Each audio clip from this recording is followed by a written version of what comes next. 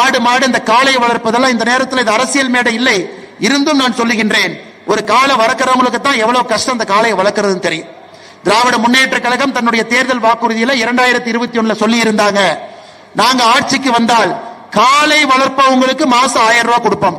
இப்ப நான் எப்படி திமுக எனக்கு இன்னைக்கு எவ்வளவு கொடுக்கணும்னாங்க, மாசம் 1000 ரூபாய் கணக்கு போட்ட திமுக எனக்கே 48,000 ரூபாய் கொடுக்கணும்.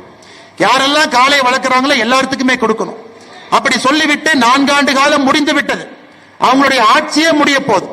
காளை வளர்ப்பவர்களுக்கு மாசம் 1000 ரூபாய் என்று சொல்லி ஆட்சிக்கு வந்த திராவிட முன்னேற்ற கழகம் முதலமைச்சர் எப்படி பொங்கல் வைக்கிறாருன்னா, அவருடைய பொங்கல் நாம் பார்த்திருக்கிறோம். பொங்கல் பானை இருக்கிறது, கீழே பஞ்சு இருக்குது, லைட் மாதிரி ஏதோ ஜிமிக்கி ஜிமிக்கியா கலர் கலரா லைட் மாதிரி இருக்குது, இதான் அவங்க வைக்கக்கூடிய பொங்கல்.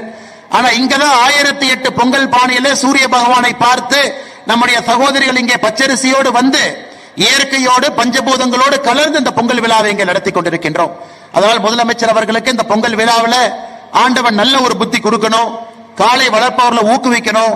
முதலமைச்சர் எல்லா தேர்தல் வாக்குறுதி 505 கொடுத்திருக்கிறாரு, எல்லா தேர்தல் வாக்குறுதி நிறைவேற்றணும்.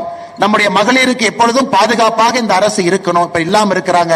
அதையெல்லாம் கூட இந்த பொங்கல் விழாவில் முதலமைச்சருக்கு நான் ஒரு வேண்டுதலாக மேடையின் மீது சொல்லுகின்றேன்.